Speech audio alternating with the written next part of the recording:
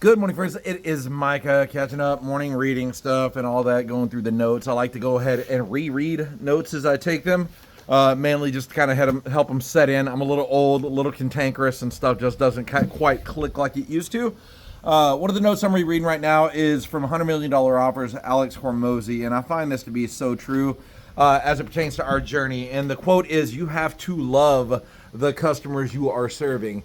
And so we're almost to our year anniversary. I'm going to make a thank you to a couple of folks here in a couple of days that have really helped our journey here. So we're almost over that critical hump of 1 year in business.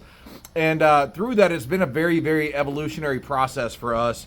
And I find that particular quote, "You have to love the customers you're serving," to be so apropos when discussing this stuff. So quick backstory: I got out of the military, wanted to go cut my teeth and run away from the military as fast as possible.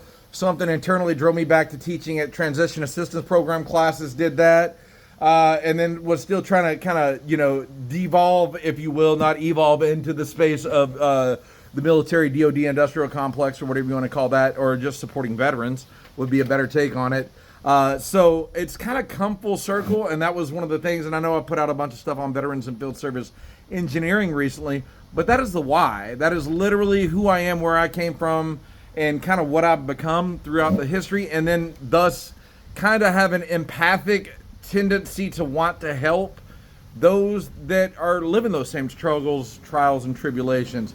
I guess the only way it would get any better is if I was placing fighter jet pilots or something like that to kind of really capture my passion for aviation. But sourcing for folks in field service engineering, primarily veterans, that's probably as close as we're going to get to that. So literally, you have to love the customers you're serving. And I think I've kind of noticed that as a feel in the back of my mind here recently. Sorry, wiping the tired out of the eyes here.